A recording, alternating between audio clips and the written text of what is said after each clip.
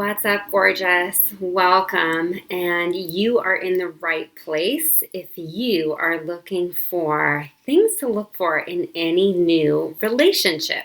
And this can apply to any relationship, really, but it's really specifically designed to be things that you really need to be on the lookout for in any new connection that you have.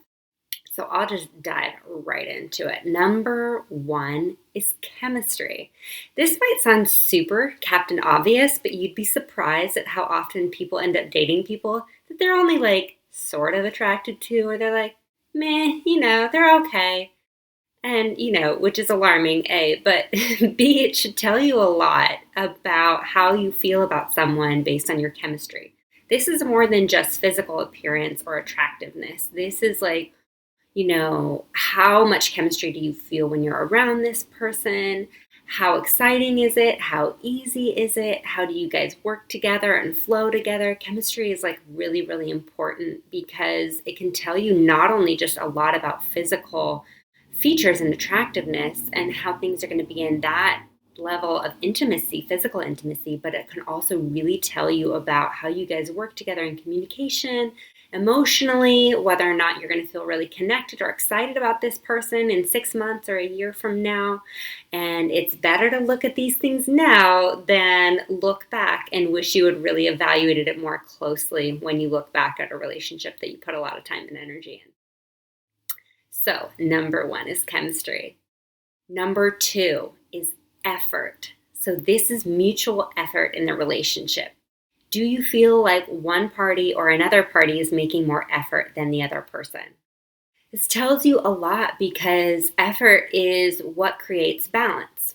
And there's always going to be give and take in relationships no matter what. If there's no give and take, it's literally just not a relationship because one person, the person who's not creating any effort, isn't actually relating to the other person, not choosing to relate.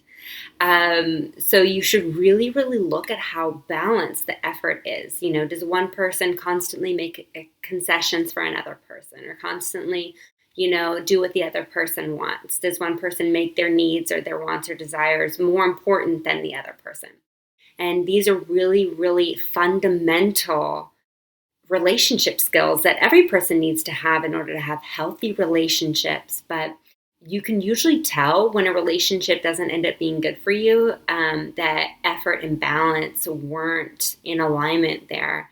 And it's something you can tell right off the bat in any new relationship because these things don't change, no matter what the person says that they're going through or what excuses they make, there's really no reason not to make effort.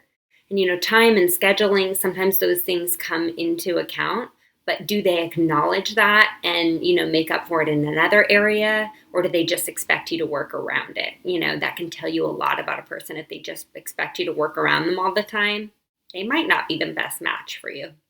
And thus, if you have a hard time making effort for somebody else, that really tells you a lot about what you're hanging on to, probably emotionally from the past, and that you might want to clear that before you really get ready to, commit to any new connection with anyone. So number two, that's effort, mutual effort. Number three, this is subtle but so, so important. Ask yourself how you feel when you're with this new person. What are the types of feelings that you get? Because our instincts and our intuition are constantly talking to us by the way that we feel about things. And if you can really pay attention to that, that's going to tell you a lot. Energy and in motion is emotion. Energy in motion is emotion. And emotion is meant to move. Feelings are meant to be felt. And they can give you amazing signals to what's actually going on in your connection. When we try to override emotion with logic, we don't really get that far because there's a lot going on underneath the surface of any connection. And one way you can really easily pay attention to what you're feeling and what's actually going on is your emotion, like that, just tapping into it. And if you haven't really practiced a lot in feeling your emotions and feeling safe in your own emotional experience, or if you just don't feel that connected to them, like you're just not very aware of what's going on. You can learn to practice that with time. It is a skill, it is a muscle that can be flexed just like any other muscle in your body, and you can totally do it. People often feel like emotions are something that's super ambiguous or super scary or whatever, and it can feel like that because we can't always predict when we're going to feel or how we're going to feel or what we're going to feel. But know that you can get there. You can get to that place where you can really tap into how you feel about something, and that it's going to turn into a powerful signal that's going to tell you everything you need to know about what's going on in your relationships.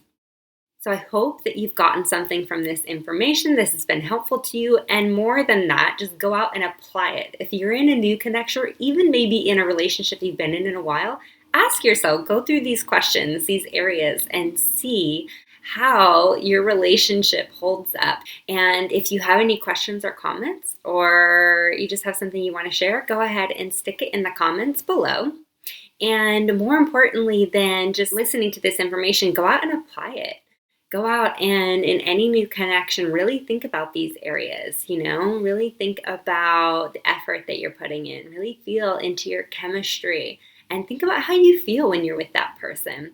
And if this is an old relationship or relationship you've been in a while, give it a go. Feel into how all of these categories are feeling in your relationship right now. It's going to tell you a lot. Until next time, I'm sending you tons of love and so many fist bumps.